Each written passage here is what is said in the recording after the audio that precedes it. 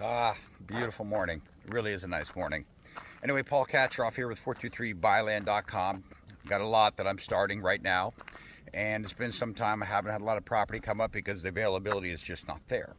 So we've been looking long and hard. We found a great little lot, a little RV lot that we're going to develop, and the reason why I always show the development is I find it to be helpful, and it can be redundant sometimes. I understand that. I've got lots of videos on there of me developing properties, but one thing I've learned is that repetition is the key. Once you see something done enough times, it becomes easier. So my goal in all this is to not only to show you how I'm developing it so you can judge if this is the property for you or not, or if you like the way I'm doing it, but also to empower you with the ability to save money. I'm a capitalist, true and true out, I think I just make that up, true and true out. It sounds pretty good. But you can save money. So I want to keep showing you how I'm developing lots, because not all lots are the same. All lots are a little bit different. And I think after seeing it done over and over, I've had a lot of people that have never seen my videos come to me and go, Paul, I don't know if I could do this. And then after posting all these videos, I have a lot of people that say to me, Paul, I can do that. It's so easy. Well, that's the whole point, is to make it easy. It can be intimidating. Don't worry about the hard work. Worry about the weather. The weather.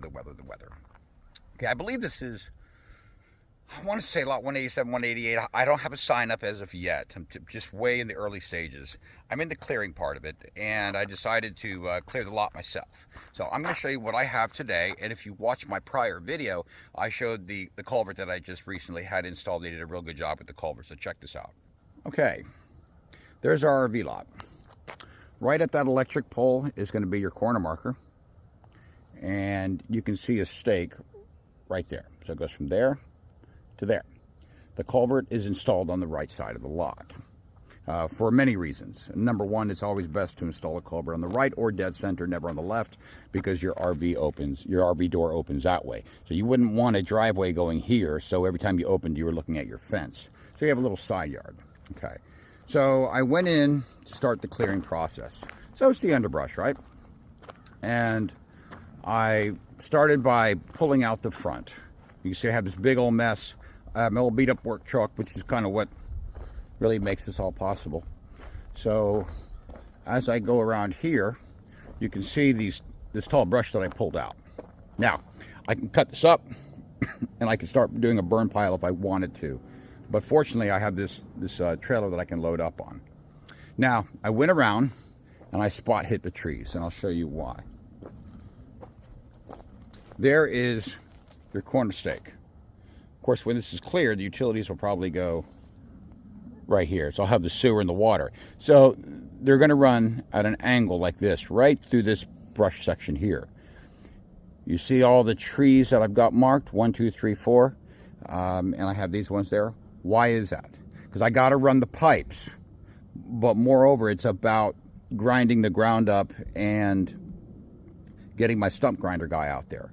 Because guys, you're not going to get through a stump with a ditch witch, and I'm going to get a ditch witch out there. So what I'm planning on doing is running everything like this, right about back there. Okay, so that will be in line with the driveway. So you'll back in here. I'm going to take out these two trees.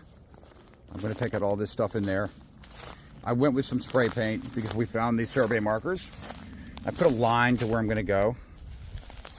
And I was here yesterday, by the way, and just to break ground. I did a lot of dropping, a lot of brush, a lot of fun. But one thing for sure, it's just nice and cool here. But this is going to be a big tree, and I'm debating whether I'm going to take that down or not. I probably will. I'm looking at the leaners, and there's really not a lot. So if I could take that tree down and that big tree, I'd be in great shape. But anyway, it's here, it's in the morning, and it's always hard getting started in the morning. I'll be cutting up brush and hauling this brush away over the next couple days. And if I do hire my tree guy, I'm going to document all this. But what's most important is that you see what this lot looks like immediately when we get all the brush done. It's great. It's beautiful. And it really is a nice lot and a nice location. The people are real nice around here. So if you have any further questions, feel free to text me, call me, 423-BUY-LAND, and we'll get you going on this. You're more than welcome to come by and see it. Just give me a week or two. Let me kind of purdy this thing up a little bit. Anyway, Paul Katroff, good luck and take care. All right, quick hit here, guys. Quick hit. I'm clearing the ground, and you know, it's the little things that mean the most, okay? And if you can take, I'm trying to give you something to take from what I'm doing here that I do every time I replicate. First of all, I used to own a brand new truck. Yeah, went out and paid cash, beautiful Dodge Ram, and loved it for about 6 months and realized bad investment for the job. You know, you don't want to drive a new truck to clear land. You really don't want to.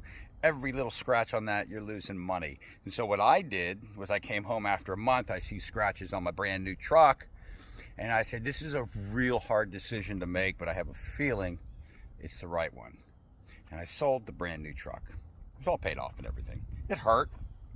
You know, I still got pictures of it today going, man, I want my truck back. But you know what? That's the way life goes. So I go out and I buy a beater. I took the advice of some tree guys. They go, Paul, get a beater for this business. Well, I did. I got a great beater and I got a great trailer. So I made a whole bunch of money selling the truck. I got all my money back. And for a few $1,000s, I got the perfect setup. So if you think of using your new truck, don't. I mean, maybe for one lot, throw a few things on.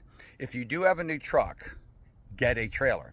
The right size trailer for this type of work, for one man, not for a company, I'm not a company, is I have a 16-foot and I love it. I think to myself, had I gone to a 12-foot, not really big enough. With the 16-foot, you can put 20-foot trees on there, which, you know, opens up everything. Now, I just wanted to show you this real quickly. Here's my beater. Love it, long bed. If I had to put logs, I can put logs on the back of that. Okay, I can stack that up with logs. Now, this is the 16-foot trailer. And the reason why I also tell you to get a 16-foot trailer is most people are going to build cabins on their lots. 16 is really important to get 16-foot lumber, guys. And I can get 20-foot lumber with a 16-foot flatbed with little sides on there. Now, what I want to impress upon you is I did this in 30 minutes. And when I'm stacking these trees, here's what the trailer does for me. When I cut these long 20-footers like that, I don't have to cut them up. I just drag them here. They're all in one piece. But the way I stack them, just so you guys know, is I always put the ends facing the back. I think it's pretty obvious why, right? I put the ends at the back because if you were to do it the other way around, you would not be able to pull this load off the back. You wouldn't be able to get it off. It'd become a mess. So you can see I have the leaves at the front. All right.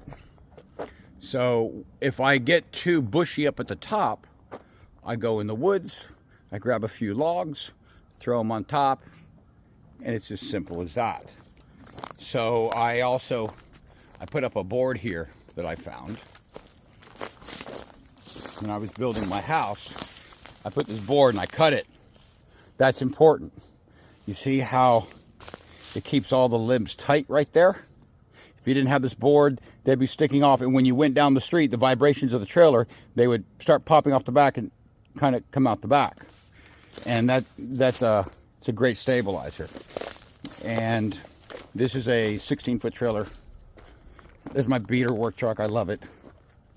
And you can see I've done this section here in the front. I'm coming back for this to do the rest of that, so stay tuned, see what we can come up with. This is what happens when your puppy's 4 months old and he loves to play chase. Come here. Unfortunately, he hasn't learned come here very well. And notice, It's not. Hey! Seriously. Get that liberal. He's looking for liberals. Did you see a liberal? Did you see a snowflake? Hey, quit scratching, dude. You're on camera. Quit scratching. All right, go back to your business. There you go. Go get that liberal. You see a liberal? I don't know, snowflake walked by this room. Yeah, that's right. Oh, that's right. Yes. Thanks. Oh, no. No liberals. Good boy. Yeah, get that liberal. Get that liberal. Get that liberal. Good boy. Okay, Paul, it's not a joke.